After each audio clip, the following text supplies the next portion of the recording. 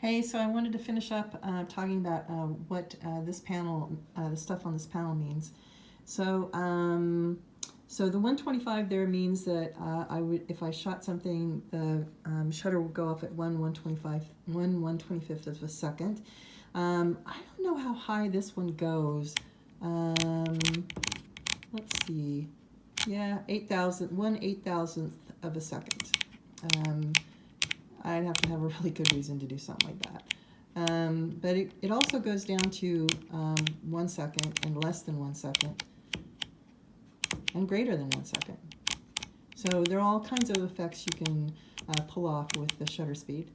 The 11 that you see there is the aperture. And so the aperture is dependent upon the lens, and it basically says how wide the lens will open up, which is a function of how much light it's going to let in.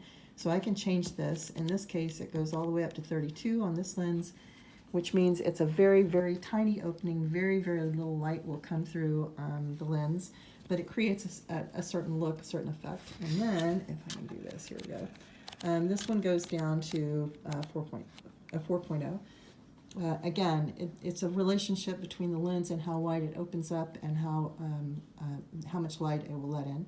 914 is just the card count, so there are 914 images left that I can put on this card.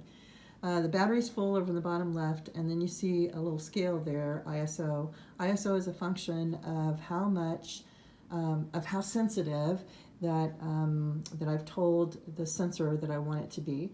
So if I were shooting outside in the middle of the day of a very, very sunny day and the sun beating down, I would not want those pixels on that sensor to be very sensitive, because if they take in too much light, then they overexpose and there's nothing that can be fixed. You can't fix that, right?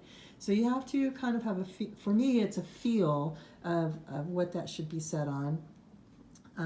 So I tend to tell the camera, don't overcompensate or undercompensate, but just automatically look at the situation and you, camera, decide what's best.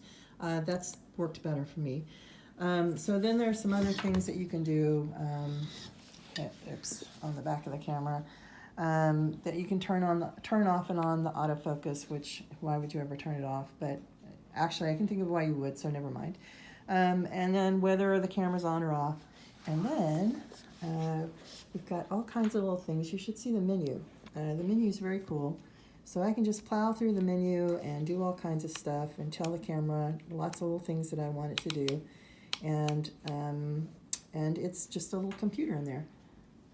And then I can also look at the images that I've shot. So here's one that I shot this morning. Oops, go back the other way.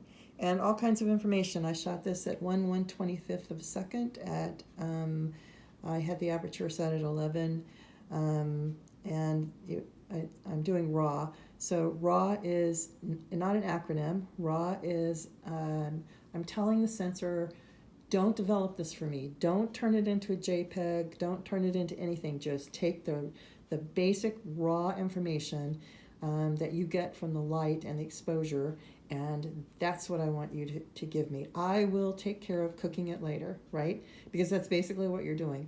It's a raw image, it's uncooked, undeveloped, and then I'm going to take it, I'm going to put it on a computer, I'm going to throw it into some editing software, and I'm going to edit it and turn it into what I want it to be. I don't want the camera to do that for me. So shooting in RAW, and the little red thing is where I had the point of focus. Dang, I keep doing the wrong thing here. But yeah, there's the image that I like, one of the ones I like the best, and that I'll probably work on the closest to see what I can get out of it. And I've shot this tree before many, many times, so I don't know that there's much new with it, but whatever. Anyway, way over time. Talk to you later. Bye.